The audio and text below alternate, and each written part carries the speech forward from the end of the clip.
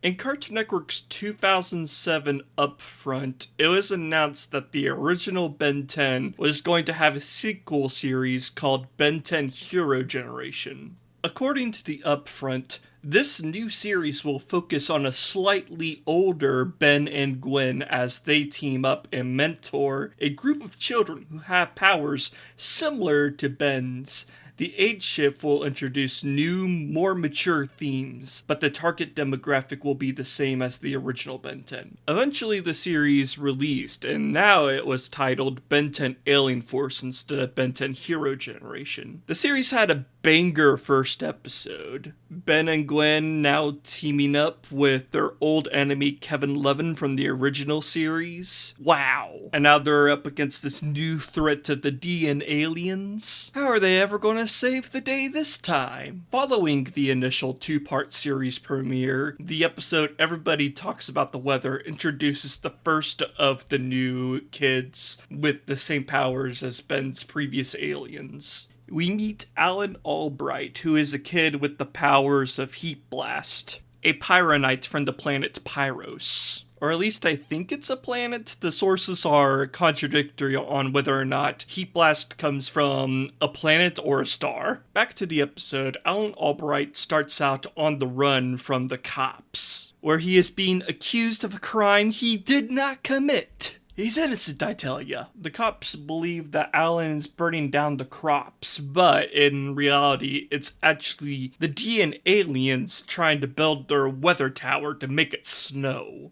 Eventually, Alan teams up with Ben, Gwen, and Kevin against the DN aliens. By the end of the episode, the sheriff has grown to respect Alan and asks him to stay behind to continue fighting the DN aliens here. A backstory is also loosely given to Alan in this episode, but it is later retconned in Ben 10 Omniverse. Here it was implied that his mother was human and that his father was a Pyronite plumber. It didn't really make any sense to me though. At some point, it seems like Alan started using Heatblast as his superhero name. Max eventually called him Heatblast in Ultimate Alien, and he was called Heatblast on merchandise and in the scripts for the episode. Alan, of course, returned for the end of the DN Alien story arc titled War of the Worlds, which was, of course, named after the famous science fiction novel. It's time to defeat the DN aliens once and for all, and of course Alan wasn't going to miss it. At the end of the story, Alan gets to meet Ben's grandfather, Max Tennyson, the greatest plumber in the galaxy. And Max decides he is going to train this new hero generation of plumbers himself. In the next season, Max and the Alien Force work together to defeat Vilgax, but are defeated by the Conqueror of 10 Worlds. Then in the episode Above and Beyond, Alan and the rest of his new friends complete their training as plumbers.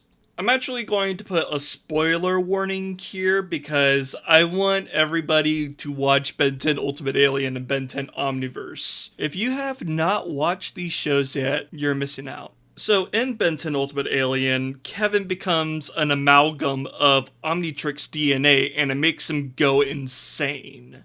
Kevin starts getting hungry for superpowers, and he starts hunting down all of his old friends to get more power. In Alan's only Ultimate Alien appearance, we see him at the start of Absolute Power Part 1 getting his abilities drained from Kevin. At the end of the story, though, Alan does get his powers returned to him after Kevin is cured. We also see here that Alan returned to the farm after his plumber training was completed. In Ben 10 Omniverse, we learned that Alan was not born with Pyronite powers. Instead, he was given them by this rogue plumber named Servantis. Servantis has mind control powers, and he used them to manipulate the hero generation he called the Amalgam Kids. At the end of this story, Kevin broke the crystal on Cervantes' head, which freed the Amalgam Kids of his control. And that's the end of Alan's story, but he makes appearances in other media as well. In the video game Cartoon Network Universe FusionFall, Alan would make occasional appearances in the MMO during the Birthday Bash event. Alan made 2 comic book appearances. One of them was written by series writer Charlotte Fullerton McDuffie. story. In her story, A Blast from the Past, Alan appears to help Ben, Gwen, and Kevin against the D and aliens.